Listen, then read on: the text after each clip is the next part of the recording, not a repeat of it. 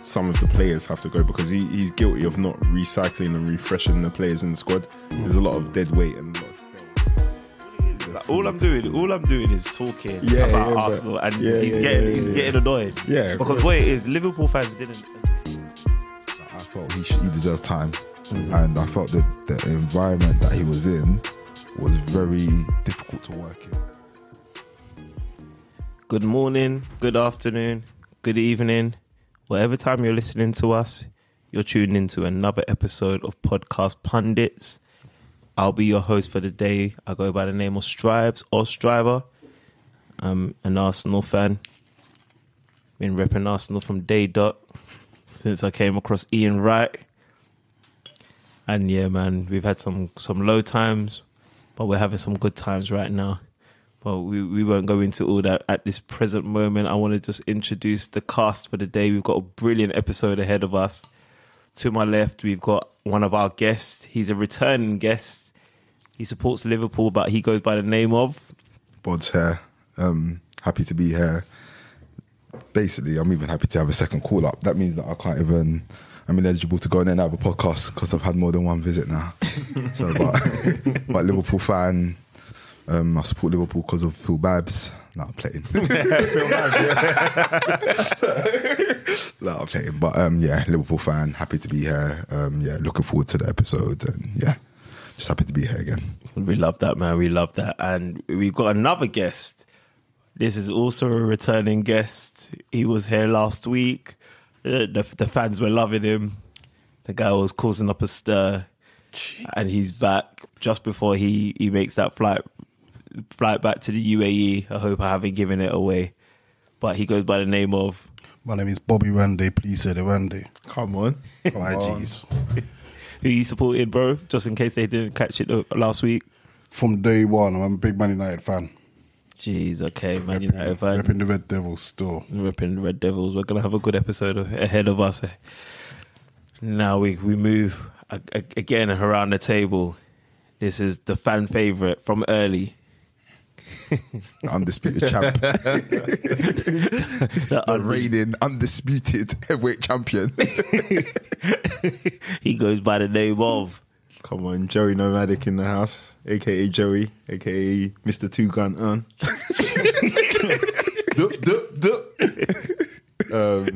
Yeah, man, looking forward to a good episode. This is what my maybe fifth glass of wine. Jeez. Hey, let's have it. Let's fucking have it. Just in case, yeah, we've got listeners that are listening to us for the first time. Who are you supporting today, Joey Nomadic? Yeah, supporting #United, Dulwich Hamlet, and one and only Liverpool FC. Jeez. Okay, all right. Listen, I'm just going to let you guys know where you can find us. You can literally find us on social media platforms, podcast.pundits on Instagram, Podcast Pundits _ on Twitter, and Podcast Pundits on TikTok. And then obviously if you type Podcast Pundits on any digital streaming platform, you'll be able to catch this podcast. Tell a friend to tell a friend. We need you guys. Guys, how was your week, man? Do you guys get up to anything in particular? Obviously we're missing Del Estrada, we're missing Marley Marl, and we're missing Drayman. Regular programming will be back soon. Del Estrada's had, obviously, we've been telling you for the last however many weeks, he's having a big occasion. He's tied the knot. We don't know where he is, but maybe he's on a honeymoon or something. Drayman, he's had something happen to his knee. So is he walking now? Apparently, but it's affecting his ability to talk. It's either that or it's the Newcastle game. Has he got knee pads like Stone Cold Steve Austin? He's in the Texas rattlesnake. Drayman, he sent in an official doctor's note saying that he's unable to attend the podcast until Wednesday. So, yeah, sorry guys if you're a fan of Drayman. And then obviously Marley Marl, he's still recovering from tonsillitis. But word on the road is they knew that Bobby one day was back on the podcast and they knew was that. hiding, They knew that he was out for them. I can't even lie. Man's disappointed them too still, but it's calm. You wanted to smoke them out. I didn't want to. I didn't even want to smoke on them, but still, just wanted Just to set the record straight. just see what they're saying. You know, like look at the next man's highs and like while they're talking and see like, do you really believe what you're saying? You know what you're saying. That's what I was on. But boy, let's see. Like when I come back, maybe these guys will be on the mic. Yeah, man, we hope so, man. We hope And we so. can flex. Did any of you guys catch the boxing? Did you care? Did you catch the AJ fight? Yeah, my man's a big AJ fan. His family. Oh, you're related? Yeah, his family still. What do you mean, like He's just your family, man. daddy's cousin or something? No, we're just family Nigerian. still. Okay. We're family. He's just Nigerian, man. No. We're real family still. So he's real good people's AJ. So, like, after the fight, a lot of people are saying that this guy should, like, hang up the gloves. And they're saying that because they think, like, he's lost that killer edge. Wait, what happened in the fight? Did he win? He won. He Won on won points. quite comfortably as well. On points? Yeah. Is the other guy good? It was a good fight. No, No, but is he a good fighter? I don't know much about him, but he gave him a fight, innit? He's basically the only thing we know about him is he kind of went hammer and tongue against Dillian White. Dillian White says that he beat him by 4 rounds, but it was probably a bit closer than that.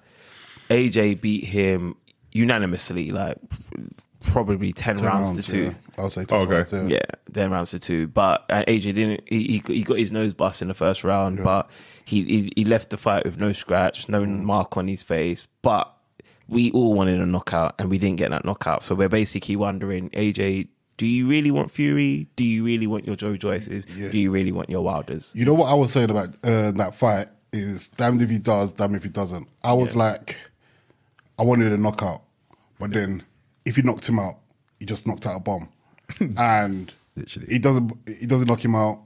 AJ's a bomb. So I feel for AJ. I didn't really learn anything different with AJ. I'm glad he was hurt. I mean, I was glad he wasn't hurt. Yeah. I'm glad he came out still looking fresh, ready to go back in. But I don't think he's ready for Fury in the next round. I want him to fight another bomb. What, As a second fight. Do you have anyone in mind?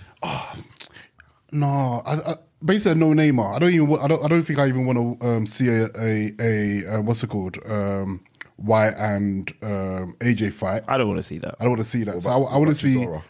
I want to see an AJ versus Joyce. I don't want to No, see. I don't even Neymar. see that because that one is. I'm even scared. No, I'm scared. I think Joe Joyce can. You think Joe Joyce? Yeah, Joe Joyce is on the thing now still. So I want to see AJ knock someone out, and then boy go for your. But if you think Joe Joyce is gonna take him, why do you even want to see AJ? Just because he's Nigerian or? No, just because he's fam and like he's a real people's champion still, and like I think definitely AJ's been hard done by his success. Yeah. He doesn't deserve people to call him shit. No, he doesn't no, deserve like people call him a bum or you can't do this. Blah, blah, blah. Like that rant, I was even there. I was at that fight in Saudi, and literally when he was on the mic and he was saying what he was saying, I actually believed him. I understood what he was saying. Yeah. Whereas I think Even when he said Bisham and last. all of that, you're in Saudi, bro.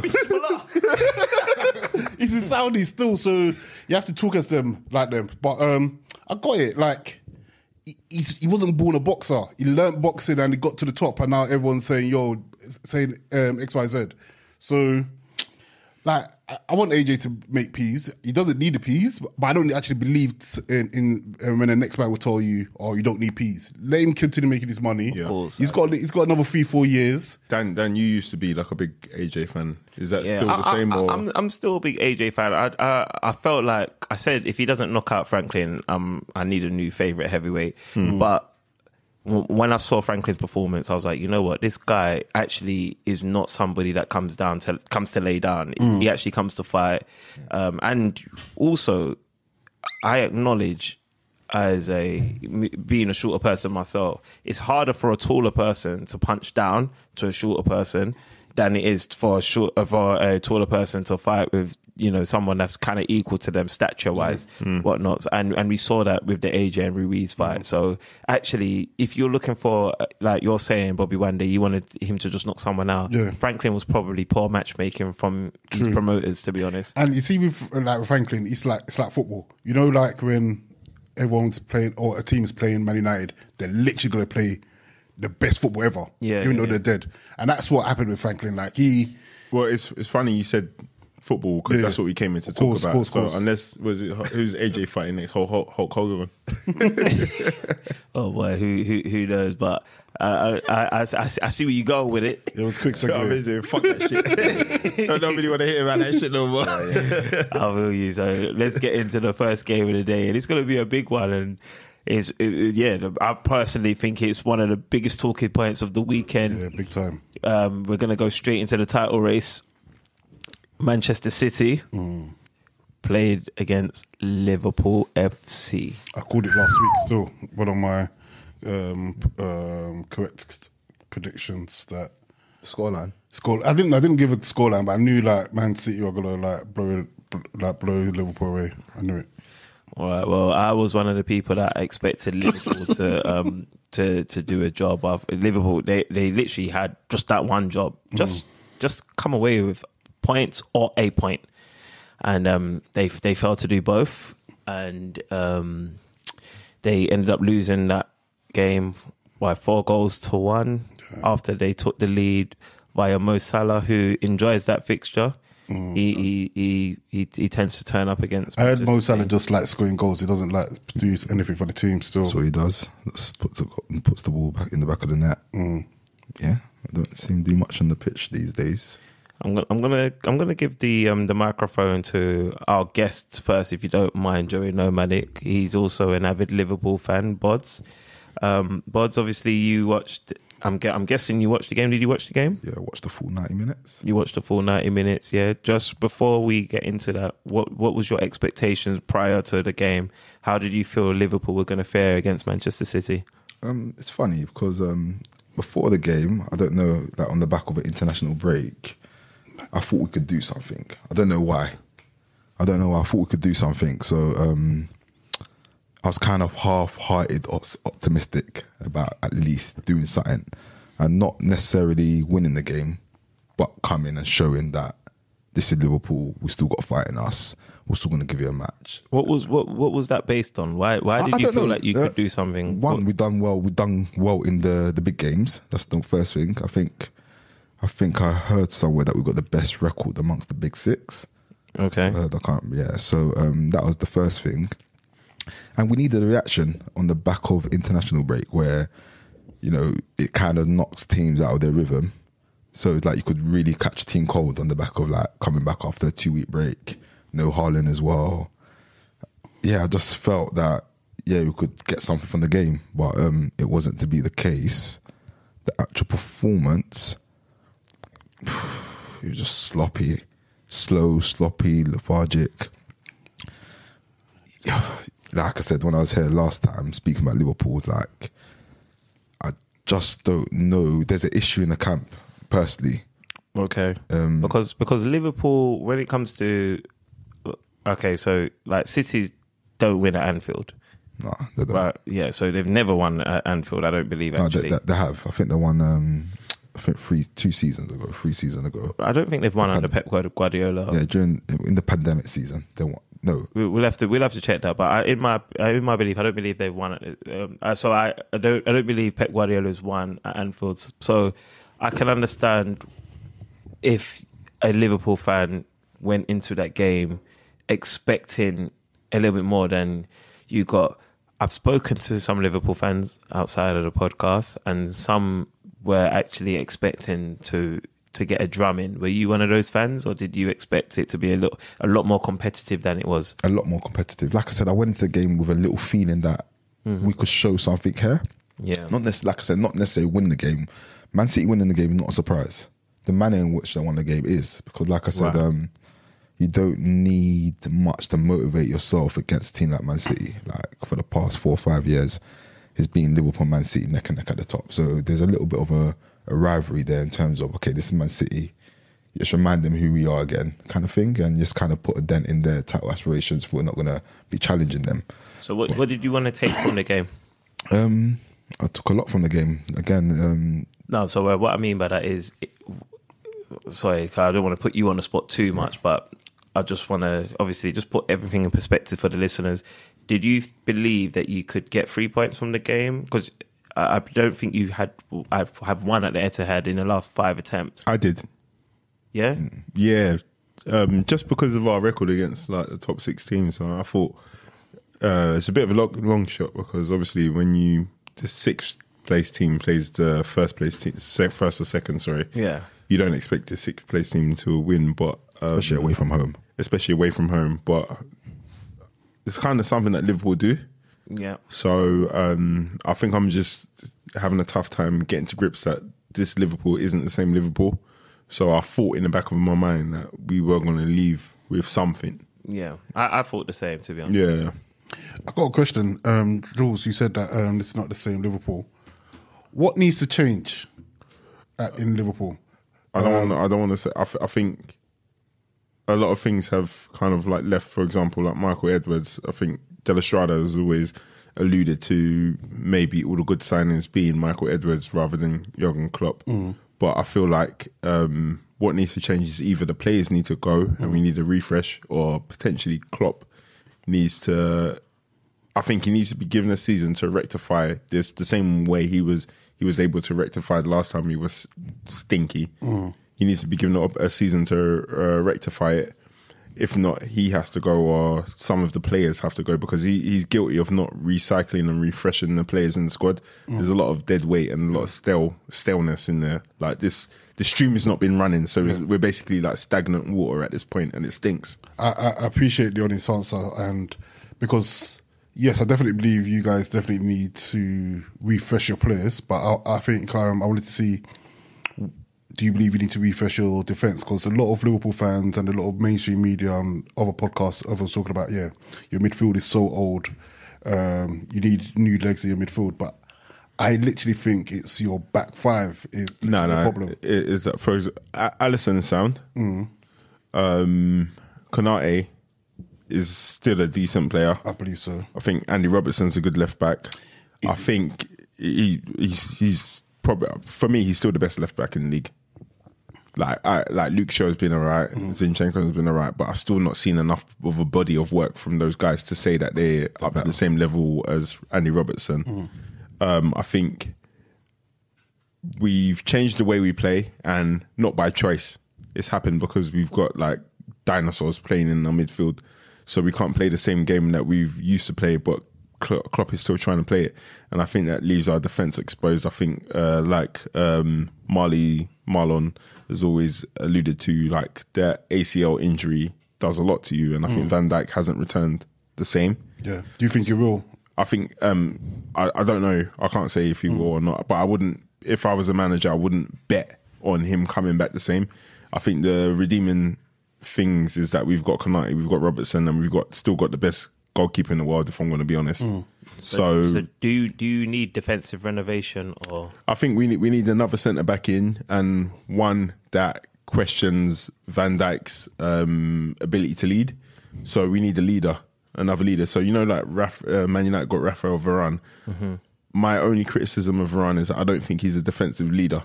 I think he is somebody who plays exceptionally with a Sergio Ramos or a Virgil van Dijk in his prime. We need somebody who can do the talking and the leadership and the arrangement of the back line.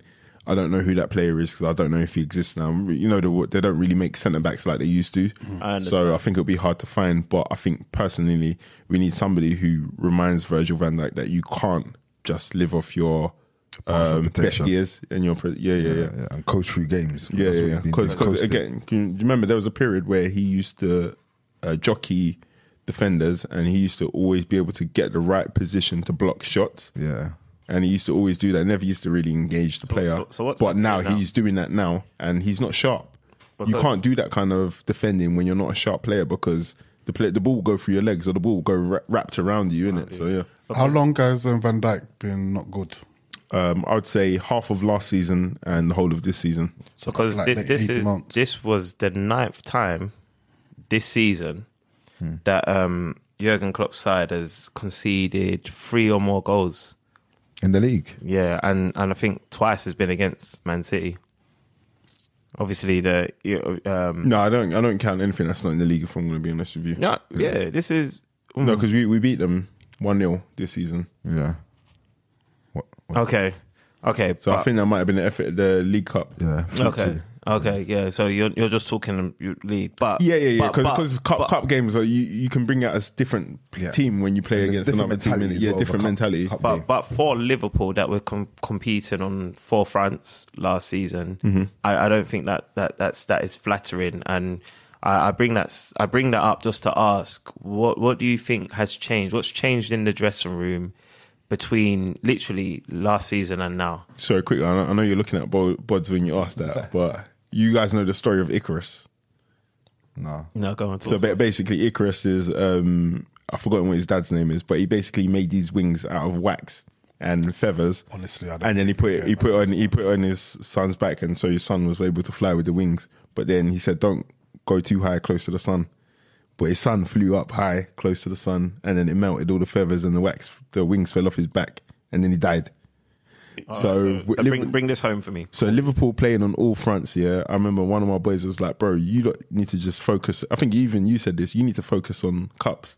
If you go in on all 4 thingies, you're going to leave with nothing. Okay. We tried to go for everything. We got too close to the sun, bro. We lost everything. And so we've lost the effects are this season. The ramifications are coming to this season. We've been stinking out the place, bro, because you went too hard last season. When are and you I think the guys same gonna- thing's going to happen to Man United as well. When are you guys going to turn on Klopp? Because looking at him, No, I just said he's got a whole nother season to like, give him another season. 100%, bro. So- Some people don't believe in credit. I believe he's due enough credit because we were like Man United when he came to the club. Okay. And I wouldn't say he's got a whole season, though. I think he's got a whole. No, sorry, not a whole season. He's got another season to start. Yeah, and to definitely give us within the something. season. And then if it doesn't look like anything's changed within the season, you can go the same way Potter's I gone. like the question that Bobby Wande asked because right now the murmurs around rival fans and the media is Klopp isn't motivating his players. The players aren't playing for him. Klopp looks tired. Klopp looks tired. Fed up. You know, was it the 7th season curse? And I definitely wanted That's a huge curse, 7th season, Yeah. bro. yeah. A long time. And you know, does it have legs? Like, but obviously, Joey Nomadic, you've given us a little bit. Bods, how are you feeling about Klopp? I'm happy for him to be at the club. Like Wasn't saying that, bro. Joey's laughing at me. But You don't sound that convincing. when You know say what that. it is? I'm You- disappointed. Are you really happy? No, for okay, him? I'm disappointed that he hasn't. I don't think he's tried enough. He's done a lot of weird things Go on. that I think has hampered the team's results and outcomes. Like, Yeah, his decision making on Yeah, Saturday was terrible, man. What are the weird things? Give me some examples. Subbing off Salah. Yeah, subbing off Salah when Salah scored a goal, like not playing Nunes through the middle, subbing off Nunes when Nunes is our most threatening, dangerous player on the day, not changing the system, it's just so many things. And what I want from my manager is to be able to adapt. We know the kind of football that Klopp plays. And we've watched football long enough to understand that things could change. Tactics cannot work sometimes. Right. So what I want to see is sometimes you just need to go back to basics. Okay, guys, we're not going to play a high line. We're going to drop deep. We're going to defend. And we're going to try and nick a goal on the break. And then just build up confidence. I feel he's just going in 4-3-3, press, do what we do. And it's not working. We haven't got the personnel, or we had the personnel, and the personnel are not up to scratch now to be able to perform that way this season. So you've seen that. It's interesting because, like I said, when I watched the Newcastle game against United, that was everything Liverpool used to be. Yeah. When I watch Arsenal play, that's everything Liverpool used to be. Liverpool take too long to get the ball back, and because we take so long to get the ball back, then Why is that? Is because that they haven't got the legs, they haven't got the intensity. It's all lost. Why have we not got the intensity? In the legs? Because the players are not motivated. I think the combinations in the midfield are not right. You said they're not playing for him. Yeah, I don't think they're playing for him. The body language is wrong. The team structure is wrong. I feel that a lot of the big players have let the team down. The Van Dijks, the Robertsons. So what happens if a team if a team isn't playing for their manager? What is the solution? Obviously, we've seen in the past when players stop playing, the manager gets shown the door. I think Is that what's happening at Liverpool? Have they stopped playing for Klopp?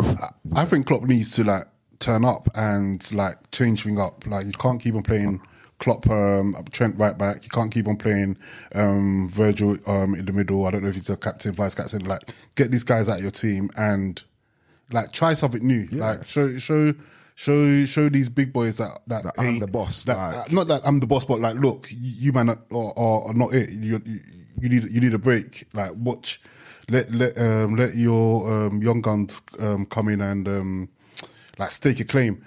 To be fair, I don't know who can. Oh yeah, actually, yeah. What's it called? Kanute and what's his name? Matip, and maybe You know, with Klopp though, what he used to do. So I don't. If you guys remember when he first came, it used to be straight shootout. You score 4, we score 4. Yeah. Then Score 5, yeah. Then you know what? They reduced the attack a bit, and then it was like we'll score 2, maybe you score 1. Then we got Virgil in, and we had a solid defense, and we'll score 2, 3 plus 4 maybe, we'll win ugly as well. and we'll win ugly, and we'll grind out results and all that kind of stuff. But then he was able to adapt every time in it, so he would change the way they play, maybe tone down the attackingness, or he'll bring in a Kate, or he'll bring a Virgil van Dijk and all that kind of stuff. We've been stealth for the last 2 years. There's nothing that he's adapted to the game. The only thing he's changed this season is like, well, we're going to get rid of Mane and we're going to get Nunez in, who's a different kind of player. We're going to try and fit him in. But he's only had to do that because Luis Diaz has been out. Injured, yeah. If Luis Diaz wasn't out, we'd be playing the exact same way we played last season. Okay. So he's failed to recreate football at Liverpool for the last 2 seasons. And that's why I think I was saying before, we're stagnant. There's not been any change in this, and I think the biggest problem is that he's afraid to get rid of people because he kind of nurtures this family vibe at the club. Yeah. How long? If he had his choice, if he had his choice, Wijnaldum will still be at the club. How long do you put up with this? Because you guys, I'm reading between the lines. You guys aren't signing like you want to stick. Like I said, I'll give him another season, bro, because he's so Joey Nomad's giving him another season. Yeah. Bods, what are you saying to me? Obviously, we'll give him the rest of this season. Rest of this season? Well, as in, regardless of results, regardless of where we finish. Okay. So and then judge him from the start, Have a pre-season, rebuild the team, and then... Is Klopp capable of rebuilding the team? Do you have the confidence in him to do that? I actually have the confidence in him to do it because at least now I think he's seen his team for what it is. Right. And now I expect him to act on that. I don't necessarily have the confidence, but I'm excited to see it because I don't like last time I was saying, for me personally, you should have been getting rid of Mane and Salah at the time last season because even though Salah's like a big goal scorer, bro, the reason we've been shit is because we've been relying on Salah to get the 30 plus goals this season. He hasn't gotten it. And now we're looking stinky because the reliance on him is so heavy. Right. So that basically we'd be ahead by 1 season if we had gotten rid of those players and we'd had to deal with it and then bring players in. Like Man United would be ahead if they didn't bring Ronaldo in and they kept Mason Greenwood in the attack. So now that they've brought Ronaldo in, they're behind by 1 season because they've had to like basically make up for the time they brought somebody in that's not going to progress as a team. Fair. And the same thing's happening to Liverpool right now. I heard that, but obviously in Man United. I disagree. In Man United. I don't want to Man United's time yet. It's not Man United's time yet. Well, just to go back to... I wanted to clarify your point. Sorry. Ronaldo came and was Man United's leading goal scorer. Yeah. He did his job. Yeah. He scored goals. Because he did his job. He was a leader. Other players weren't able to do their job. Disagree. Like, let me We'll come to Man United. We don't even need to. But speaking of key players, Bods, speaking of key players and stuff like that, City were missing Haaland. Yeah. Because obviously we've spoken a lot about Liverpool, and I do need to move on, but I don't think it's right I move on without actually talking to the team that gave Liverpool the smoke that has got you guys feeling so despondent right now. And obviously, What are you talking about, Haaland? Yeah, Haaland wasn't in the team, but obviously City are able to click without Haaland. Yeah. There was a brilliant performance from Julian Alvarez. What did you guys make of his of him coming into the team and obviously taking up that pressure of being the talisman for the game? For me, when I watched the game, I don't think City were that great. They weren't that great. They weren't. I just felt that we just allowed them to do what they want to do. Like Jack Grealish got a lot of praise for the during the match, and it's like doing the same thing he does every week. He wasn't that great. It was just like I said, we stood there and watched them do what they wanted to do. It was like the Real Madrid game. We just kind of let them. We watched them. Jack Grealish, I have to disagree with you. Did you see the Jack Grealish second? Was it the second goal? Jack Grealish was the fourth goal. His second goal. His fitness was Jack. Yeah, but Jack Grealish's fitness was quite up there. You saw him getting involved in the defensive transition and the attacking transition. Bro, it's just one time, man. Well, you know, English people love when they see you track back. Yeah, bro, man. Like, that wasn't nothing to be excited. That was terrible from Salah, bro. That was pathetic from Salah. He won his individual battle against Trent. He did. Yeah. And Trent tried to even play a little bit dirty with their little sly kick in the head or whatever it was. That was an accident, bro. He wasn't looking. But do you think Jack Grealish played exceptional, or do you think I think that was actually one of his best games for City, and it just showed the evolution of. Do you not watch City? I watch City. He does that every week.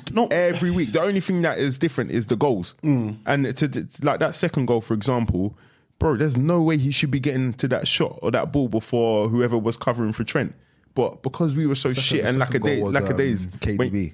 No, his Jack Grealish's second goal. Did he score 2 goals? He didn't score 2 goals. No. Sorry, he got the assist and his goal. So his one goal. Sorry, but once upon a time, obviously he's up.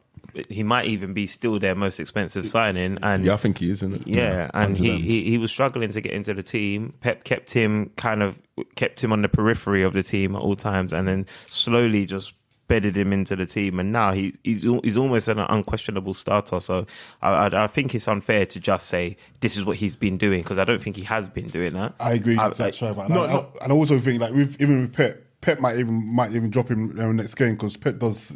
No, because remember Foden's had his appendix out, so I think Foden played not. Was it last game he scored in the last game before the international break? So I think he was expected to start, but I think. Like I said, Jack Grealish has been doing the same thing where he's having the same ball, keeping the ball and dribbling well, penetrating the box and trying to square the ball off. Yeah. Today's one of the only days he scored past Arsenal, but he scored past Liverpool as well. So I think the only difference between his games and his usual games is that he scored goals and got an assist. Can City take a lot from this game? Obviously missing one of their key players. People have wondered, can City function without Haaland? I believe they've proven they can. Alvarez with just his seventh start in the season, he's bagged 13 goals in all competitions so far. Can City push on, challenge for the Champions League, challenge for the Premier League, irrespective whether Haaland's in the team or not? Have City proven? Definitely. I think against Liverpool that they have, and it was just, to me, it was a perfect example of Pep being Pep, in the sense that it didn't just need Haaland. What's it called? I think this was like one of the best games I saw. What's his name? De Bruyne up actually playing proper ball. Yeah, he turned up for this. Yeah, he turned up. So, and I think with City, and that's what I was trying to say last week as well, is that City have got the minerals to turn up all the time, and like this space they're in now in the season, the final 10 games or 9 games. This is what they're used to. This is their bread and butter. I can't disagree with you. We're going to see. We're not going to see them like pull up, ease up. I think like this is what they do. Like I couldn't disagree with you more, because if you look at the last couple games that Haaland has played against Liverpool, and not even for Man City, Virgil van Dijk always has him in his pocket, because that's the kind of defender that Virgil van Dijk loves playing against. So I think City actually benefited from Haaland not being there, because Julian Alvarez was all over the place. Haaland's link-up is not good. So there's no way that Haaland could do what Julian Alvarez was doing on the pitch. That ball that he played out to Mahrez, that's not Haaland's kettle, innit? Yeah, so I think Man City actually benefited from Haaland not being a top man and being isolated with Virgil van Dijk, bro. They've actually... KDB hasn't played like this all season for a reason, because Haaland has been doing that when Julian Alvarez is coming to play with KDB, and these guys are doing whatever it is they were doing on Saturday. Man City has suffered for that. Just to wrap it up, Man City have put in a brilliant performance against Liverpool, one that I thought Man City might drop points. How does this fare them in the title race? Just a quick word from each of you. do you think that this is enough for them to overturn Arsenal, or do you think they come up short? It was a good win. It was a good confidence booster for them. Whether it will be enough to catch Arsenal, only time will tell. City, I've seen their fixture. It's aggressive. Yeah, it's aggressive, and it's going to take a lot out of them. The Champions League, even the side of the draw that they're on, some big games, and I think if push came to shove, they'll prioritise the Champions League over the league. So you went here last week. I'm going to push you for just on this one: City or Arsenal for the Premier League? Arsenal. Okay. Can I change my answer from last week? Of course you can, Joey. Yeah, I'm going to change it to Arsenal because like I said, what I saw from City is a different team. Okay. I saw a City of old on Saturday. The City with Haaland is a bit like I can see where he's kind of stifling players in the team. Drop points. So your understanding is Haaland's going to come back and stifle City. He's going to get goals and he'll probably get 3 points for them. But I wouldn't put my money on City winning all of their remaining fixtures, and I would put my money on Arsenal first. Bobby Wande, are you still the same or? I'm still the same because I don't like you, but I like Arsenal. That's I a like big thing Saka. to get over. Not liking him is a big thing to get over, bro. Boy, It takes your team getting spanked 4-1. Guys, I've been extremely humble. I'm not too sure why I'm getting abuse here, but we're gonna move on to that. Now you just lost your opportunity. But let me end this. Let me just say, as I said last week, it's up to Arsenal to lose it. Yeah, but I believe City will be on your backs, and we'll see. Pause that. Let's pause that. We don't have anyone on our backs. Pause. So, moving on to Arsenal. Actually, I think that's just the next game that we should move on to, being in the title race. Arsenal mirrored the scoreline, defeating Leeds 4-1 after a spirited start from Leeds. It looked like they were kind of getting the rub of the green to begin with, and there was a few talking points to discuss in the game. I don't want to spend too much time on Arsenal because we've seen this is kind of what Arsenal have been doing. You know what I mean? It gets a bit tiring talking about the same thing. Arsenal mentality monsters. Arsenal, since we lost that game against, I can't remember, was it City or Everton? City. We've won. We've not drawn anything. We've won every game. 7 wins, I believe. 7 wins. Yeah. Has City put a streak like that together this season? I think they're that's 4 wins in a row. I think that's the first time they've done it this season. Yeah. Right. So Arsenal have been doing this. So yeah, we're not going to spend too much time on talking about what we already know. Right, but obviously I'll start off as being I'm an Arsenal fan. I thought This guy's actually stinks. No. Obviously, not seeing Saka start the game, I was a little bit shocked. Shocked in the sense that this guy has literally, I think he started every game for the last. I think I saw a stat like. He started all 52 of our games, kind of thing, just kind of epitomising how important he has been to us. I blamed Gareth Southgate because he played him for 180 minutes unnecessarily during the international break, but it seems like he had a little bit of a sickness. But we started with Jesus up top. We had Trossard and Martinelli.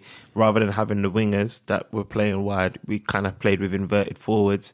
And it was just good to kind of see like a different style, a different kind of strategy that Arsenal can approach a game. Jesus, I felt like Jesus didn't have his sharpest performance. Some may disagree. Is that his first start in the league? Yeah, it's his first start since November. I believe. Yeah, but you know, we saw his dribbling brilliance. We saw his ball control. Obviously, winning that penalty. I was of the opinion that the penalty was a bit soft, but I know at the end of the day, if contact is contact. Contact is contact.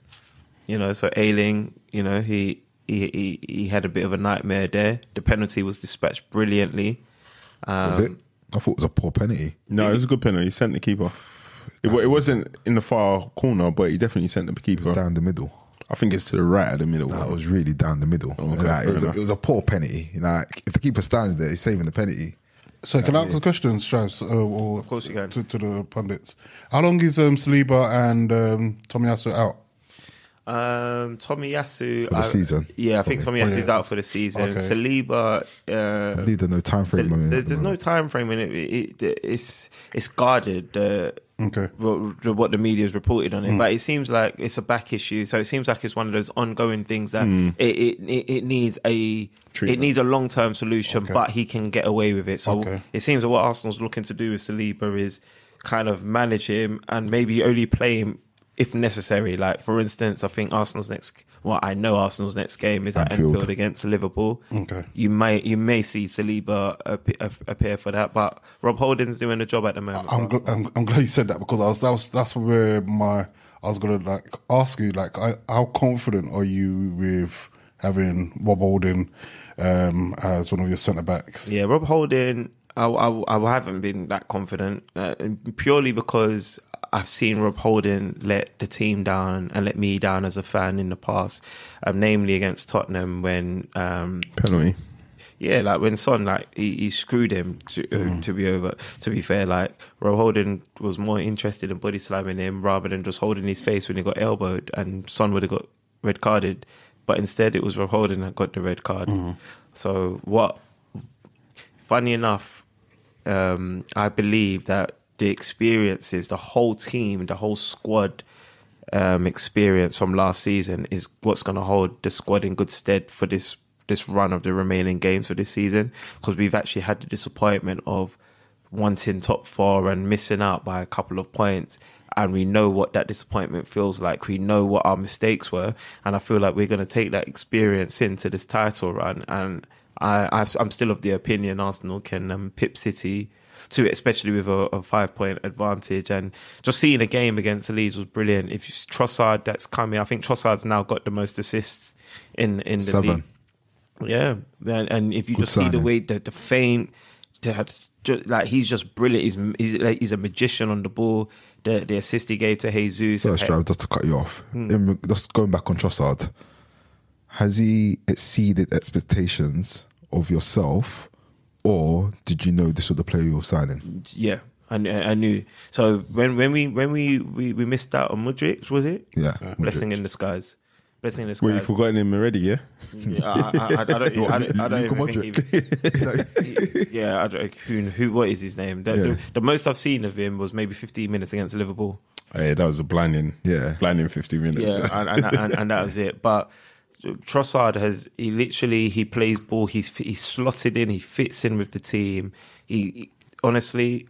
So that what you expected from him? Because I'm not gonna lie, I did. Seeing him Yeah, play is I did. like he was always a good player for me, but it's like he's taking his game to another level. No, remember after that hat trick against Liverpool, bro, Yeah, we in our Liverpool group, we were talking about Trossard coming to Liverpool. It's a good finisher. Yeah, definitely. I felt it was a good finisher, but in terms of his link-up play, dribbling, It's his the- awareness, the way he's like slotted into, he's added another Seamless, dimension seamless, to innit? Arsenal's attacking play. Of course. Like he's undroppable at the moment. You know what I mean? Like he's like putting chances on the plate for guys. We're just fluid, and it gives us a brilliant problem to have, because genuinely you can have Saka in there, you can have Jesus in there, you can have Martinelli in there, you can have Trossard in there, Let's and not even forget Eddie Nketiah. Eddie Nketiah, Nketiah, he's really. coming back from injury, but when Eddie Nketiah was called upon, he did what he needed to do.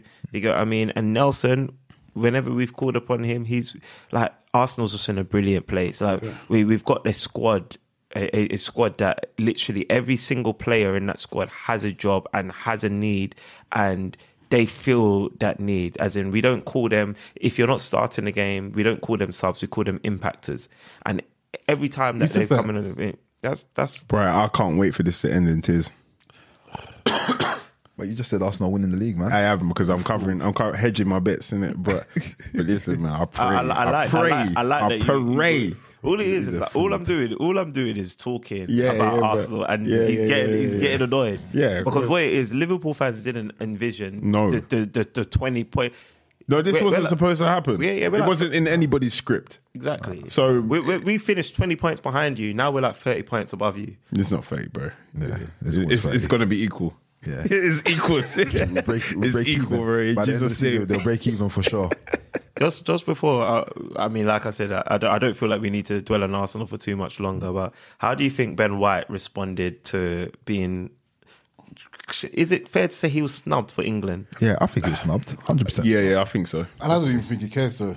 I don't think he cares because No, he definitely cares, man. Yeah, he was snubbed. if he cares, I think he should have. Vocal about it. Like you're a bit vocal because you're top of the league. Like questionably, you're supposed to be like. No, but if you think about it, it's not super important games, isn't it? So it's not a big deal. Like, Has he got caps already though?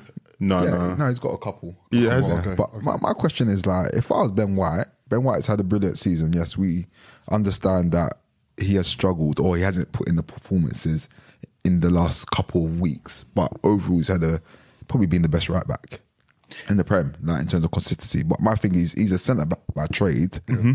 If I'm looking at the England squad and I'm seeing Harry Maguire's name in there, 100%. I'm thinking, hold on, he doesn't play games. Like I've had a better season than this guy. Why is he? I think that might be why he left the World Cup. Yeah, I think that's why he went home. We've he respected himself. Yeah, that's what we've discussed. Like we didn't think personally. I don't think he's a better right back than Kyle Walker or Reece James. Yeah, because that's not his natural position by trade. And people that like bombardiers. Yeah, but in terms of playing in the back, that's somebody that's had in high regard since he was at Leeds, isn't it? So, like you said, if Harry Maguire's there, he should definitely be there. 100%. Because that made no sense. Yeah, it was nice to see him get a goal. And it was definitely a snub. And he's got 2 goals in 2 games at home, right? From the same kind of thing in it, coming in at the back post as well. And then he scored. Yeah. His first goals in Premier League. Yeah. So the guy's a quality player, man. Yeah, Ben White is a really good player. I remember when you guys signed him, and people were bulking the 50 million, and I thought it was worth it. Yeah, I thought that Ben White, he's going to be a top defender. I can't remember who people were comparing Ben White that 50 million to. In somebody comparison, to another player. Yeah, I think somebody else moved for like 30 million. I think, and they were comparing. No, it wasn't Konate. It was another. I can't recall. It might have been Dan Burn. It might have been Dan Burn. No, I think maybe I can't remember. There was a comparison. I can't remember. The last thing I want to bring up though, before we move on, is obviously Arsenal's. I mean, we have kept quite a few clean sheets. But this was an opportunity, I think, to pip. We may have gone above Newcastle in terms of clean sheets or equaled their record. How do you think it might cost Arsenal that the fact that we aren't keeping clean sheets in games where maybe we could have, where it could come down to goal difference in the title race? Nah, I don't think the league we won on goal difference. No, personally. okay. There'll be points involved in terms of 2 or 3 points either side. I think with the clean sheet thing, I heard somewhere that Arsenal's defence record at home is worse than away from home. So away from home, you keep clean sheets. At home, you always concede the odd goal. Yeah. But if you're killing teams early doors, it doesn't matter. I think with the Bournemouth game, it might be a concern if there's another game like that. But other than that, I don't think it's that big a deal because you're scoring so many goals. Yeah, and you're killing teams early. Like, you're playing 90-minute game. You're 3-0 up at like 60, 70 minutes. Quick look ahead. Arsenal, obviously, I'm here. We got 2 Liverpool correspondents here. Arsenal versus Liverpool at Anfield. How do you expect it to go down? So it always goes down. Liverpool win. Okay, I respect that. I expect an Arsenal win. I think it's going to be a tough game, but I think it's going to be a draw, like a proper score draw. And what do you think? 0-0? Sorry, I said score draw. Sorry, like couple goals. Okay, 2-2, 2-2, 1-1, and it's one of them ones whereby like Liverpool are going to go hard for it, but like Arsenal can they'll run out of steam. They'll run out of steam, and they will. All big teams will take a point at Anfield. Taking a point at Anfield is like the equivalent to 3 points to some. So I can see that being like a draw. Rich that you say that, considering Liverpool beat you 7-0. But anyway, going to that's got to be like minus 6 points. No, not even. It just happened. Things like that happen. He forgot himself quickly. He was talking real flagrant. No, I think I wouldn't put my money on Liverpool winning, but I can see them winning that game. But Yeah. if I was mean, to, if I had like £20, you can't write Liverpool off at Anfield any day of the week. if I had £20, I'll do double chance Arsenal, and then hope that my odds would be better if I did double chance Liverpool. Yeah, you'd make money there. It'd be a tough game. This is the best Arsenal coming to Anfield for about 5 or 6 years, and we'll see that on Sunday. But I feel that Liverpool's home record against the bigger teams, with the crowd behind us, I feel that brings us through. Yeah, it will bring us through. What do you think are the ramifications if Arsenal lose or Arsenal win? I think if Arsenal win at Anfield, Arsenal win the league. Simple as that. Yeah, it's a simple. Really, it is truly as simple as that. I think if you win against Liverpool at Anfield, and we win in a not convincingly with the scoreline, but in a convincing enough manner. Yeah, not like Chelsea, we were like a lucky to Chelsea win. kind of thing. Let's just say we won and we deserve to win. No, I just think you win at Anfield, you win the league. You win the league. That's one of those grounds that you have to do. You have to win. I'm saying, what are the implications if Liverpool win and they win deservingly? Not like Arsenal could have won it, but Liverpool win deservingly. Liverpool win deservingly, then it's just another mentality test. Okay. You know what I mean? And we've seen Arsenal pass those. How do we respond? Who you got after Liverpool? Do you know? After this, I think it's West Ham. Okay. West Ham away as well. That's a good bounce back game. Just before it's not going to be a bounce back game, but just before we do go on, obviously Arsenal have recorded a points tally that is higher than any points tally Man City has recorded at this point of the season after the amount of games played, other than when Man City, the Centurion season, when they, points. other than the 100-point season. So I just want to obviously just put out there that what Arsenal's doing is literally above and beyond what we are all used to.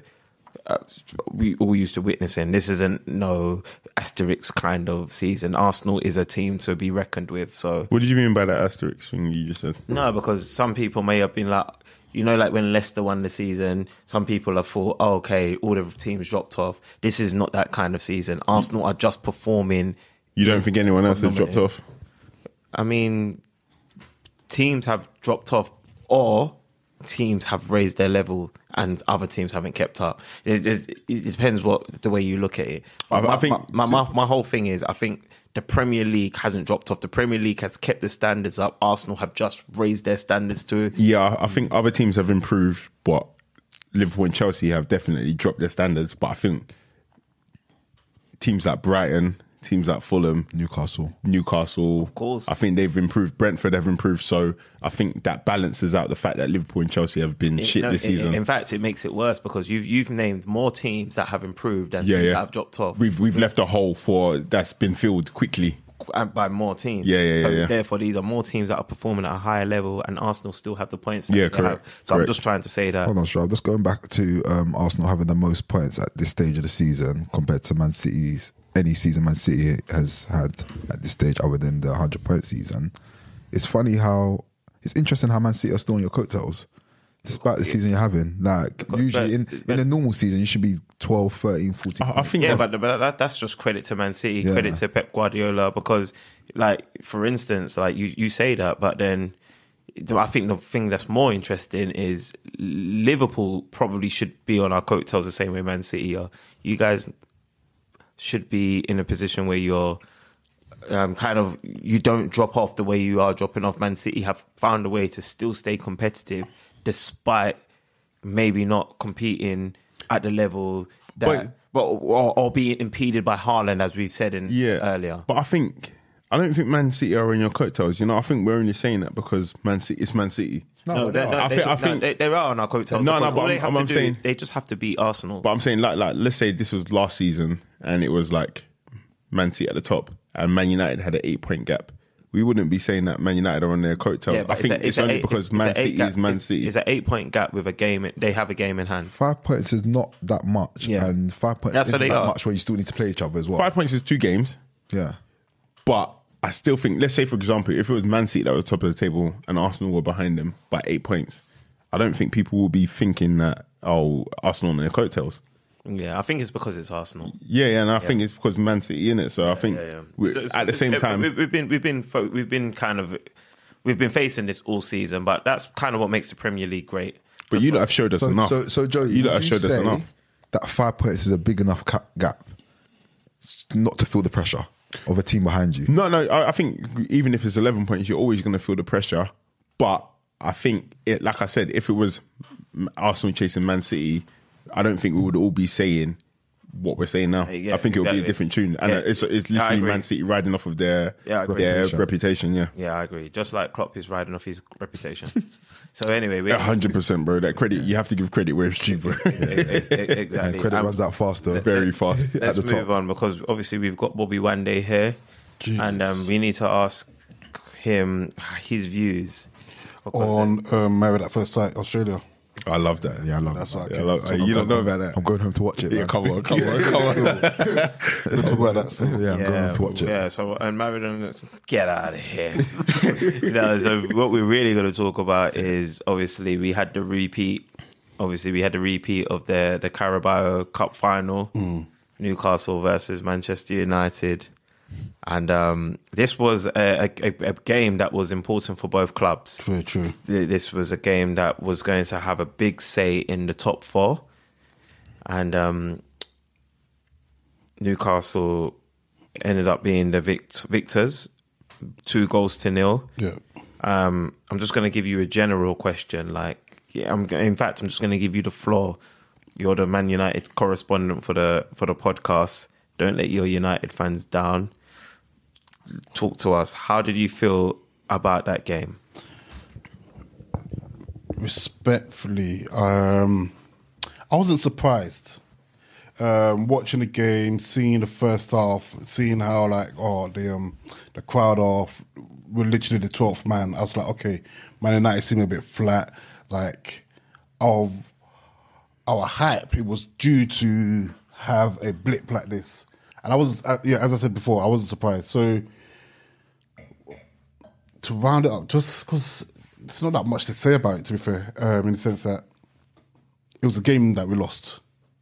And I definitely believe in our potential comeback or bounce back after this game. I think these are games that you do lose, and Man United haven't lost that many games. Like, I think everyone's been flying, screaming at, we've lost 9 away games, and I'm like, okay.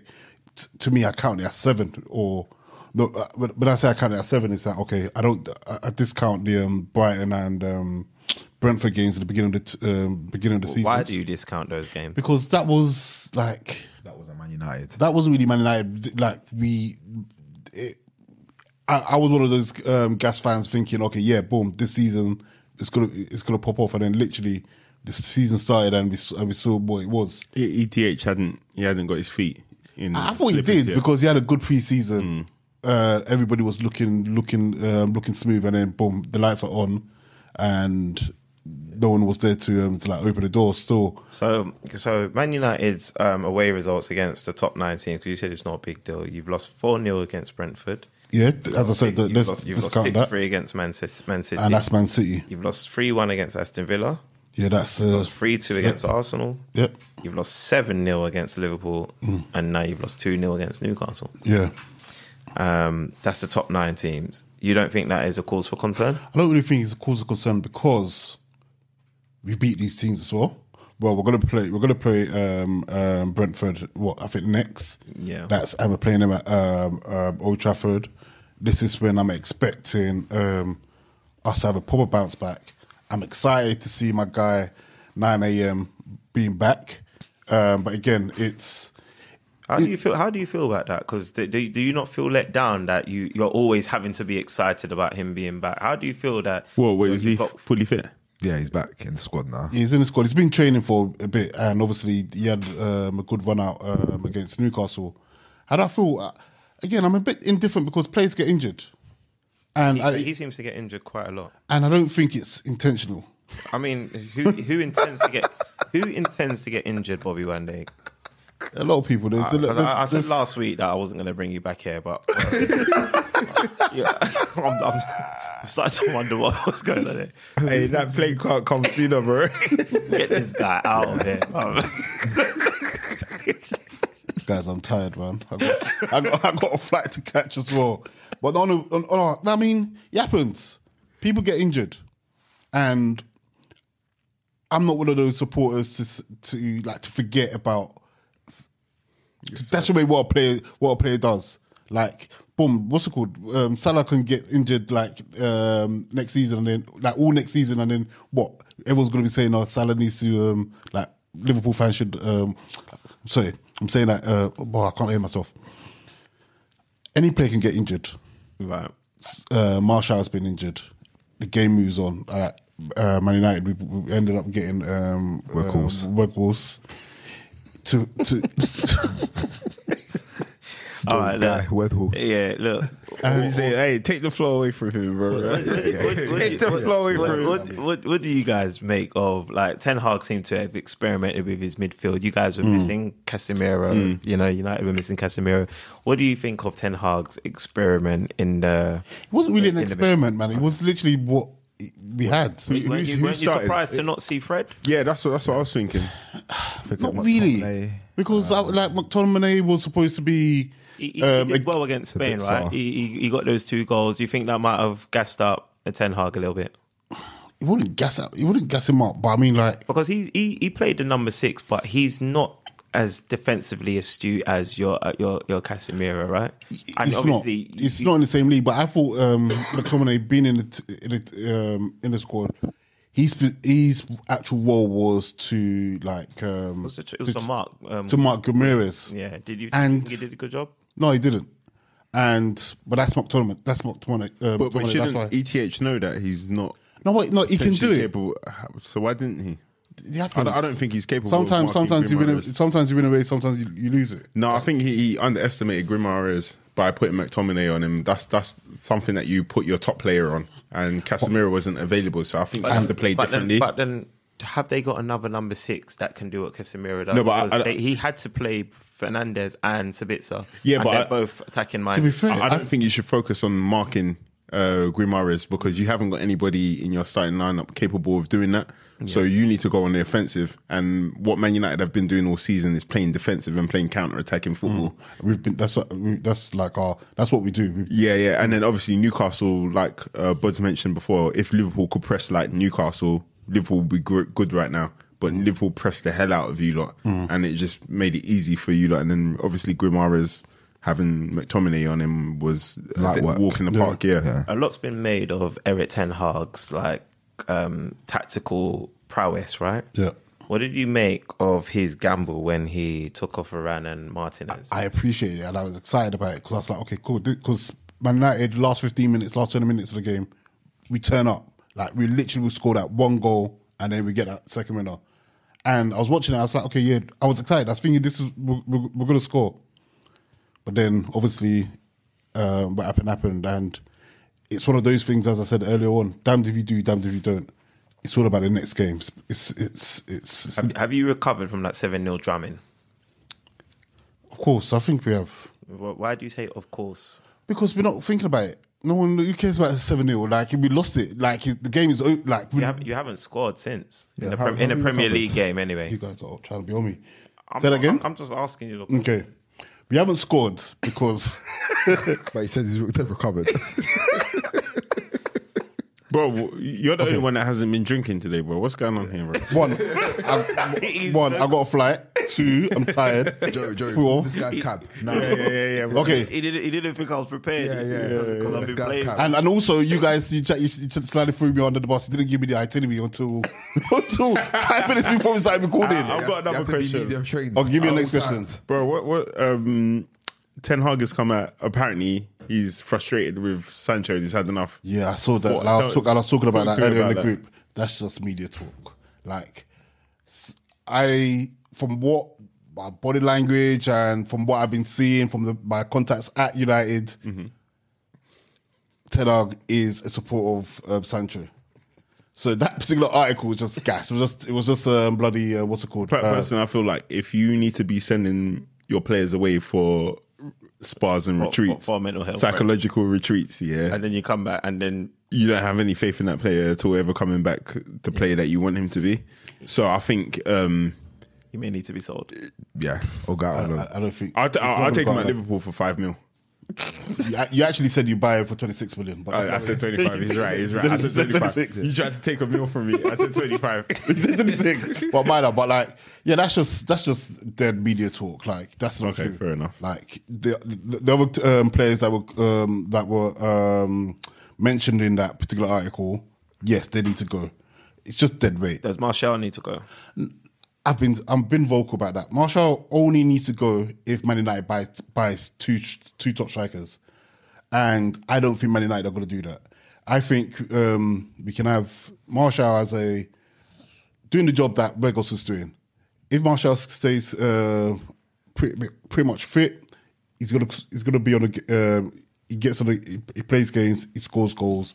There's a bit of fluidity when him and Rashford and Sancho play. So I've been a big Martial fan, and selling him now and not having proper reinforcements, it's bad business for me. All right. So obviously, before we came back to the Premier League, Manchester United were third. They are currently sitting in fifth. Really, after this 1-1 draw. Yeah. Okay, interesting. Yeah. That's good.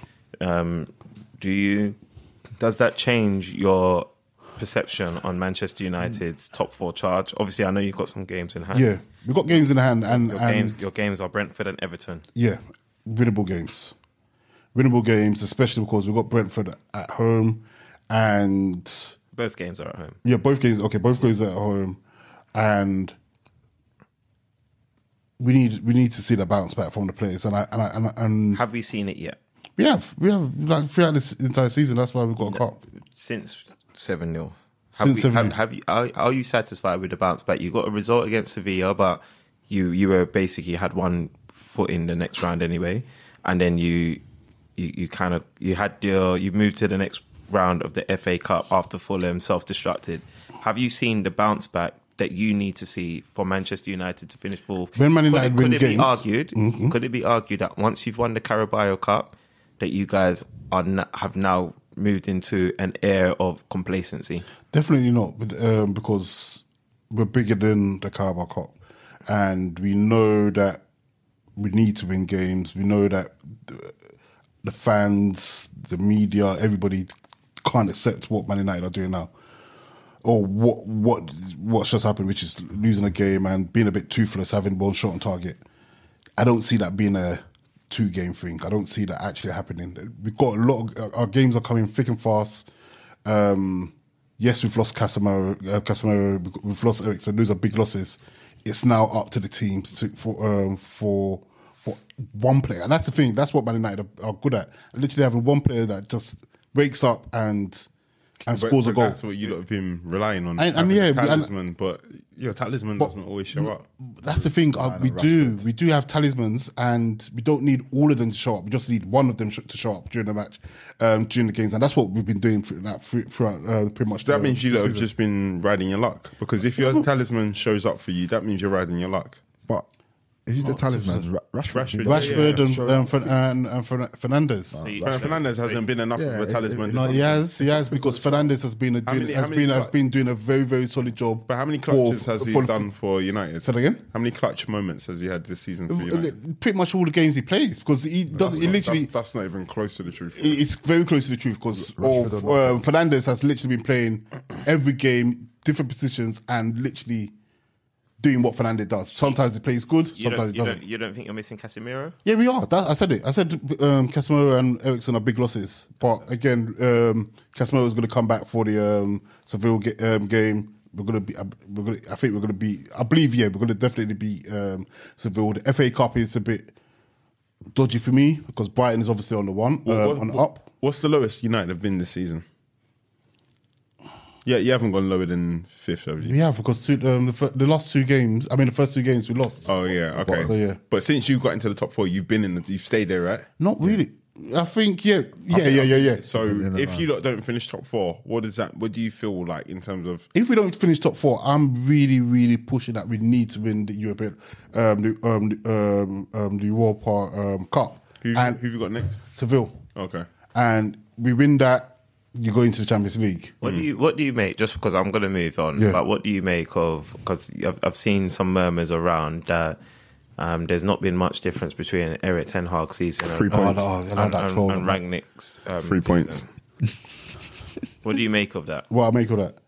I think it's just trolls that have used the internet to use fake stats. I think it's fake news. But it's true though. It's factual. Yeah, I think it's actually 100% fake factual. news. That is 3 points difference between the two managers at this point in the season. But Eric Ten Hag is the second coming of Sir Alex Ferguson and Rangnick. We just say regen. They call him Saf Regen. So do you support that statement? And if so, why? I'm supporting Ten Hag. I'm supporting what he does. What his plans are. Is that because of the cup win?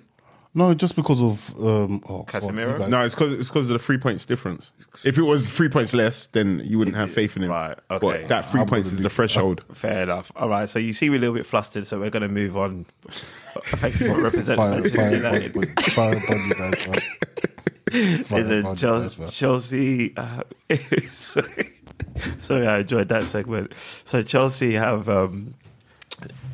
lost to Aston Villa 2-0. That has also resulted in the sacking of Potter. Did anyone capture the Chelsea game? Yes. Yeah. I just saw the goals. I didn't watch the game. I mean, first of all, can I just ask, what did you make of his formation, his positions of play?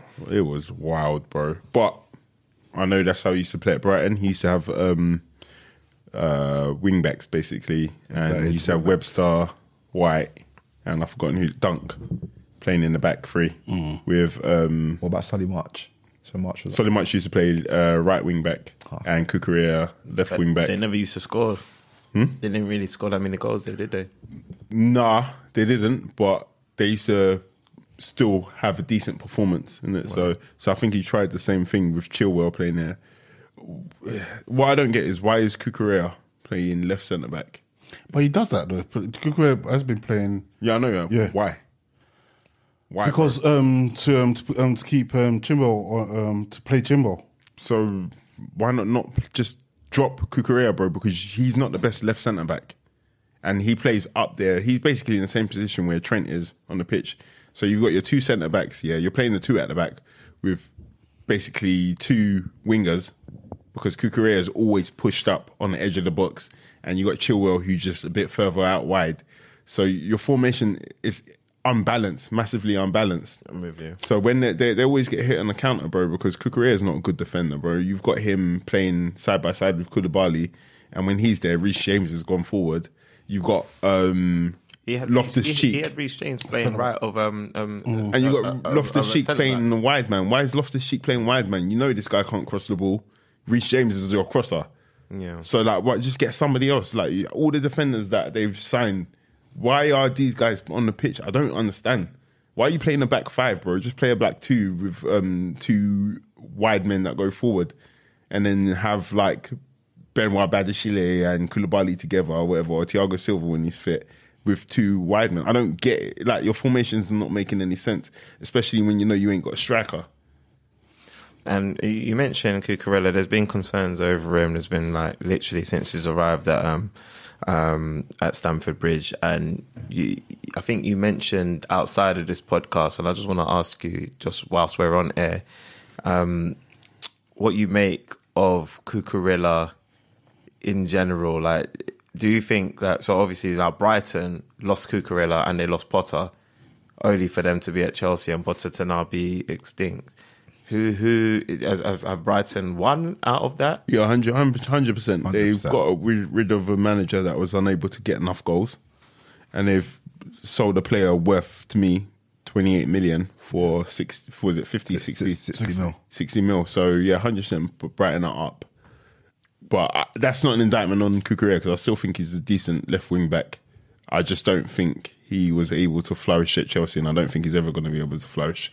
Well, I mean, obviously the experiment to play him in the back three it yielded another howler from himself, because obviously he's header back put Ollie I don't think Watkins he's that much of a howler because I remember. he's had a number of howlers. He's had a stinker this season. Okay, no, he's had a stink of a season, but in terms of his where he plays, he is a left centre back. He's not a left centre back, bro. That's what what's it called? The Brighton chairman said.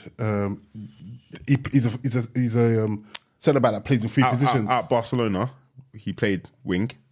I'm talking about what he did for Brighton. At Brighton, he played left wing back. Mm-hmm. At Barcelona, he played left wing. I forgot what team he went to on loan from Barcelona in Spain as well. He played left wing as well. So this guy shouldn't be at the thing of a back three. Even at Chelsea, by name he's LCB, but he doesn't play in. He doesn't operate in that position. Okay. When he's last man, he gets done. It just doesn't make any sense. You're playing two players that occupy the same space. The signing was nonsensical.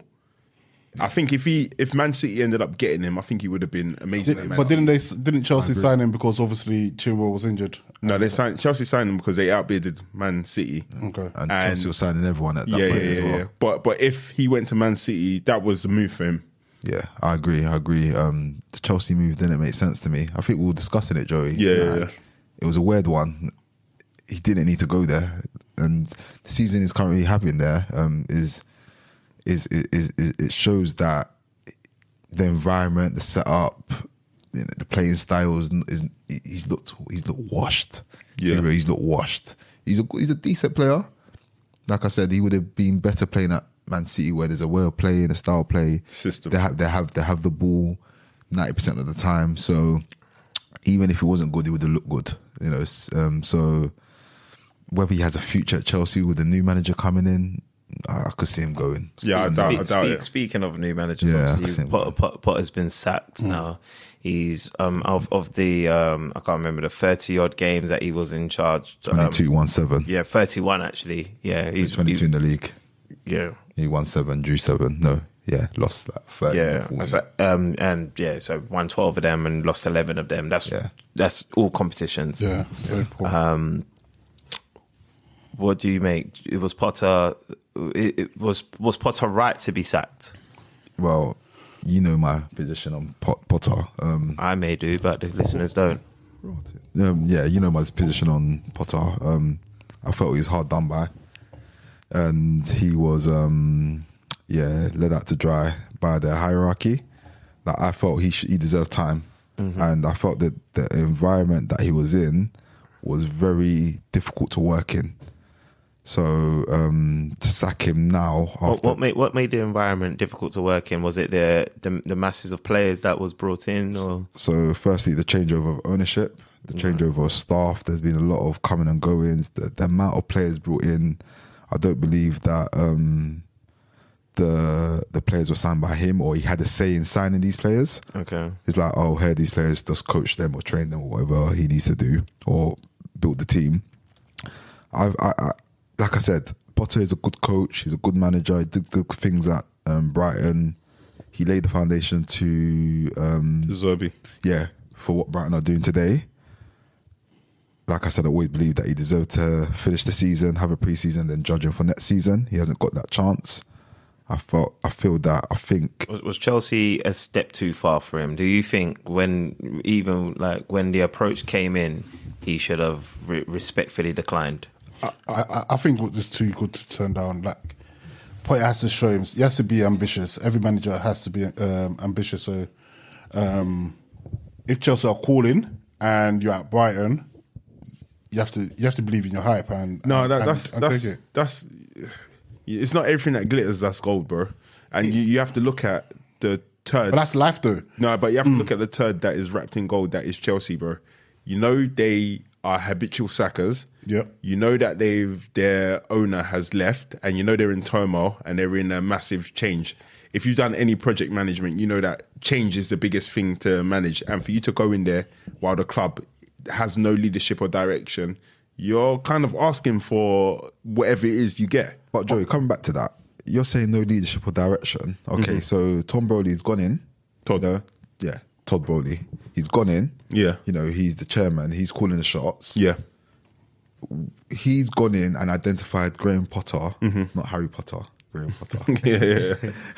as the man for him. Yeah. So what direction And was he he's trying paid to take 22 million to get him out of his contract with his staff from Brighton to get him to Chelsea? So what direction was he trying to take by doing that in the first place and giving him a 5-year contract? No. So all of that is swell. It's splendid, isn't it? But you have to think about it. Like sometimes, you're coming in and you're doing stuff that other people don't really do. You're taking my whole back stuff to Chelsea. You're paying 22 million for X, Y, and Z. Why have you identified me as a player? Because I've done a bit at Chelsea, but for me, it smacks of somebody who doesn't know what they're doing in the league, bro. Somebody who's just come to the league and you're trying to about Todd Bowley. About Todd Bowley, yeah. You've come to the league, bro. You don't really know anything about football. You don't know anything about the Premier League. And you're taking my whole back stuff because you believe I'm this guy. But really and truly, I haven't achieved anything. I haven't taken Brighton to a next level. I'm on my way to doing that, but I haven't done anything. And you're trying to take me in a position where I haven't really achieved anything compared to other managers in the league. Okay, if you were a Chelsea fan, wouldn't you be excited about what Todd Bowley's doing? Because no, bro. Because he's doing, for me, it's too scattergun. It's too scattergun. You're not signing any of the managers or players that Graham Potter wants. You're buying players over my head. So even though you're saying that you're backing me to stay at the club, but you're not physically showing it financially. But you know that's a regime that Potter was doing at Brighton. Like the players at Brighton wasn't Potter's players; it was Brighton's players. Wait, you don't think that Potter had any input? He was in that? part. He was part of the team, and I still feel like I don't actually know, but I don't believe that Potter wasn't involved in these signings. There's no way that Potter is involved with Chelsea signing Madueke. So let me ask you this, guys, because obviously just to interject in obviously the conversation, Chelsea are going to have to bring somebody else in. Yeah. There's a few guys that's linked, Luis Enrique, Nagelsmann, Poch. I don't think Poch has been linked, but yeah, I believe he's one of the people available. Antonio Conte. Wow. Yeah, probably on the shortlist somewhere. That would be crazy. Yeah. What happens now? Do Chelsea tell that manager, these are the players that we've bought, or do Chelsea say, we're going to give you another 500 or 300 billion to I don't think they will give him. Yeah, I don't think FIFA are not going to allow that anymore, bro. Because Chelsea have to I think they have to spend about 500 million to just balance their books, right? What do you mean? I don't know. I'm thinking financial fair play. Chelsea have to sell a lot of players, right? Yeah. Oh, sell. I thought you said buy. Yeah. They have to sell a lot of players. So I'm just thinking, whoever comes into the team now, are they at a disadvantage because you get what you're given? You get what you're given, but Chelsea have got good players, and they've got good players. Too many players, but at the end of the day, they've got good players coming in. So whatever manager comes in, they're going to have that same pressure that every other Chelsea manager has had. Because Chelsea tried to adopt a different kind of strategy. Let's get a developer, a manager that we can develop a young team, similar to the project that Arsenal's kind of embarked on a little bit. But it seems like they've gone back to what has worked for them in the past. Which doesn't make sense because you don't think it makes sense? No, but doesn't make any sense. It's won them trophies in the past. It doesn't make sense financially, but it's not our money. Well, in the during the Abramovich era, yes. that's what he was known for. That was his model. Key. That was his model. Obviously, Todd Bowley's coming in and he's made it perfectly clear that that's not my model. That's not what we do here. Yeah. It seems like he's succumbed to the quote unquote the Chelsea way. Yeah. So it'd be interesting to see what Chelsea's next move will be. I saw on Sky Sports News that Nagelsmann, they have concerns of his age and like that's silly. If you're capable of doing the job, it doesn't matter. He just left Bayern Munich. If you could manage Bayern Munich, surely you could manage Chelsea. So is that okay? Are they going to get someone that this is a fresh guy? We're going to put faith in him. He's going to develop a playing style. These are the players we've got. In 2 to 3 years, we want to be challenging for the Premier Leagues and winning trophies again. Where does Potter go? Potter should have went to Leicester. I think he turned down the Leicester opportunity, right? I think rightfully so, because I think it came too soon after getting sacked, and I think, especially if you potentially feel you made the wrong decision, right now you can't jump into anything. You need to have time to think. soak it in, take the case studies and lessons learned. But sorry, just going back to what you were saying about Chelsea maybe being wrong for sacking him. I think you're right, because obviously they backed him, they gave him a 5-year contract, and there's a big compensation fee and all of that kind of stuff. And you brought a manager in that you believe should be able to develop the club. I just think the only issue there is that when you're bringing the club's status into disrepute with your performances, somebody has to react. And I think Chelsea we know they're them for being rash, and I think they've kind of rightfully reacted in that sense. So yeah, I think I get why they sacked him. Personally, I wanted him to stay, and I wanted to see what he can do, because I think he's a capable manager. But you kind of have to understand why their hand was kind of forced in how badly they've been performing. Yeah, it was. The performances weren't great, but like I said, I feel that there was more than just. I felt the environment, like I said, if you've got like 40, 50 players on a training pitch, all of them saying it's that toxic, man. I need to start, I want to play games.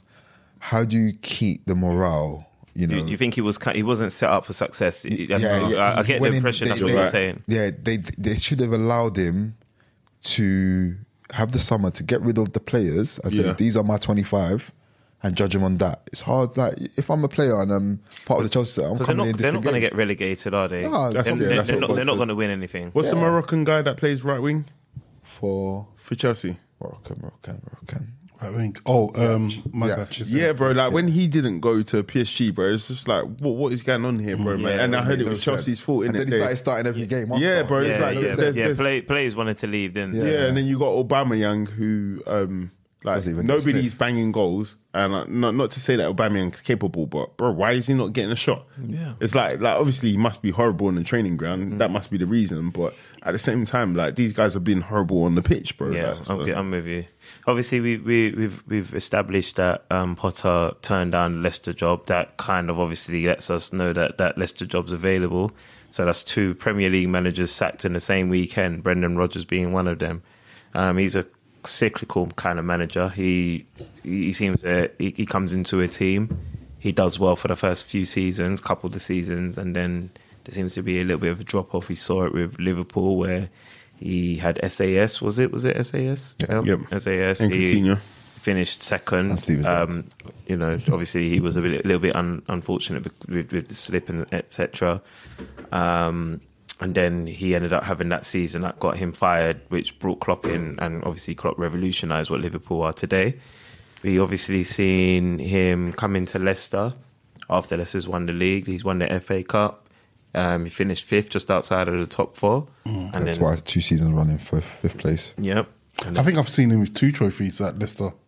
No, I think just the FA Cup. Or just FA Cup. I think you might be. Yeah, Community Shield, the one on the back of it. Oh, okay. Yeah. And then obviously at Celtic, he was quite successful there, but he's obviously in a 2-horse race there. Yeah. So Brendan Rodgers, he's also a man that's been touted for the Gareth Southgate job at times. What do we make of the fact that he's been sacked? I personally think it was the right thing to do. I think. Yeah, I agree. I think after the Nottingham Forest loss, was it last season? The Nottingham Forest before the international break. No, when he was defending his FA Cup. Yeah. Like he was it 4-0? I think it was. Yeah, and then the way he addressed that defeat, I thought like that was the beginning of the end for me personally.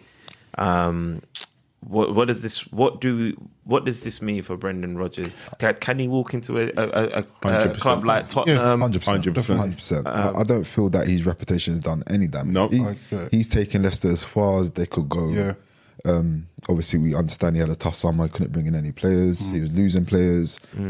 It's just at that point where he was in an environment where he couldn't work anymore. Yeah. And he knew. You have to bear in mind that 2 of his star players are leaving at the end of the season. Yeah. They've rejected the contract renewal. So and is that Maddison and who? And Tielemans. Yeah. Okay, yeah. Why did you not keep Schmeichel at the club? Because I think Kasper Schmeichel is capable of seeing that this club isn't going anywhere. But then don't you say, stay with me for one more season, let's work this out, and then would it have stay made a difference? Yeah, why? I think, I think it would have. I'm going to say in what sense? I just think Schmeichel is a better option than Danny Ward. He is, but I think it wasn't a what's his name again? Who are we talking about? Schmeichel. No, the manager. Brendan Rodgers. Rodgers. Yeah. Yeah. I don't think it was Rodgers and Schmeichel beef. I think it was just literally. No, it definitely wasn't. Yeah, it was just like literally. I think Schmeichel didn't get the contract he wanted, so that transfer went over Rodgers' head. So I don't. No, it was in his contract. Is it contract or transfer out? I think he had 1 year left, and and he wasn't going to sold him. sign. Yeah, I think he let Leicester know that he wanted to leave. Okay. So I think it just felt like it needed some mending. And I just think like Brendan. You think that Brendan should have tried to keep him at the club? I think he should have. I get what you're saying in terms of why Brendan should want to keep him, but why should Schmeichel want to stay? I think he knows that he's kind of like his time is up at the club, and the club isn't going to do anything exceptional next season. Yeah. So Could it be argued that Brendan was let down by certain players? You got Iheanacho in the team, like he's a very capable player. Yeah, but Iniesta, it's a very capable player, but just like pretty much all the players and a lot of players in the Premier League, you just blow hot and cold. With Leicester, yeah. So we're not putting. I get the feeling at the table we're not laying blame to Brendan. Yeah, definitely not, because it was just, as Joey said earlier, like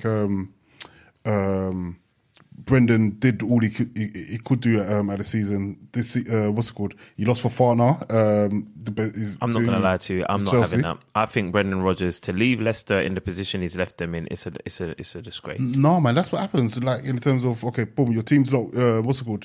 Your club's not winning. You said it as well. They didn't invest. They didn't buy a player in the summer window. But what kind of intent does that show to the manager? Okay, so about Joey, does he have a team that should be third from bottom in the Premier League? No. Of course, they're the underachievers. So then he's done a poor job. But no, 100% he has. But when you look at it holistically and you think, okay, cool, is this manager in the position he needs to be to thrive, or is this manager? Is he going to have to go above and beyond to motivate this team and motivate himself to get them in a position where they should be? And I think he has to, bro. I don't think he can turn up to his job and do his normal job, and then Leicester are going to finish mid-table. I think the way that the club is at the moment, they're in the right position, personally. Fair enough, man. Fair enough. Look, guys, I could sit down with you guys for ages, man. Mm-hmm. But look, we got to try and... Jeez, man, I'm the host, man. I hate this job, man. I've got to be nasty on. But look, I want to bring this to a close to a little bit. Obviously, Everton versus Spurs, that ended 1-1. 2 red cards in that game. Harry Kane with a penalty. A wonder goal from Keane in the 90th minute. I thought that might be a bogey game for Spurs. That obviously with a point in that game that pushes Manchester United down to 5th. That makes it the top 4 race very, very, very enticing. We'll see what happens with the games that follow on. I want to move on to the next segment really quickly. I'm going to really push you for quick responses. The back pages. The back pages is when we give our shout outs to a team, a player, a manager, somebody of note that you want to just say that, yo, you deserve your moment in the sun. Yeah? Okay. Bobby Wanday's put his hands up. Shout out Roy Hodgson for coming back. Big time. 3 points for Palace. Yeah. Could Patrick Vieira have done that? Yeah, he could have. But it's football. Football's a fast game. It's a fast sport. Patrick Vieira never had Crystal Palace having like 20 shots on goal like that. And that's my guy. That's Uncle Pat. Is that what they were doing? Yeah. Patrick was trying to play through the lines, bro, through the breaking lines, but Roy Hodgson is straight defense to attack, bro. Yeah. Okay, cool. We're giving it to Roy Hodgson. General B-Dot, Bods. I have to give it to Milan. Okay. And what they did to Napoli. Nice. Away from home. 4-0, bro. And Napoli is a team to be reckoned with. Yeah. And the thing why that was so important is that in the Champions League draw, they're on the same side of the draw. Oof. So mentally, psychologically, I thought Napoli had that side, like they get to the final. Yeah, okay. Kind of put me and think, okay, cool. Okay. There's something there for Milan in the Champions League if they're doing that away from home. That's a good shout, man. That's a good shout. Joey Nomadic, what are you saying for me, bro? Yeah, I'm gonna stay on the British Isles, and mine's gonna go to Alvarez. Yeah. Only because he kind of showed Man City, look, we've got another way to play football here, man.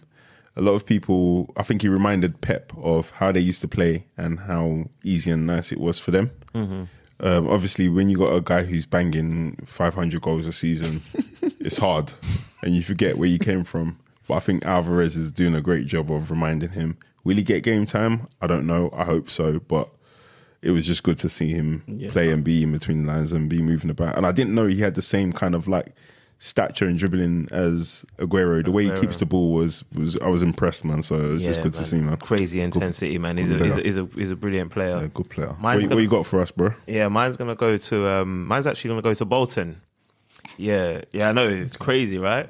Yeah, you laughed at my hashtag thingy, and now you're going all the way down to Bolton. Let me tell you why. Bolton, once upon they were very close to getting liquidated as a club. Yeah, very close to getting liquidated as a club, and they're one of the founding members of the League One or whatever it is.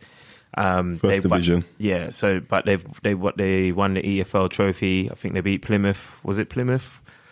They beat Plymouth 4-0. Yeah, and to me, I just think that's a big success story.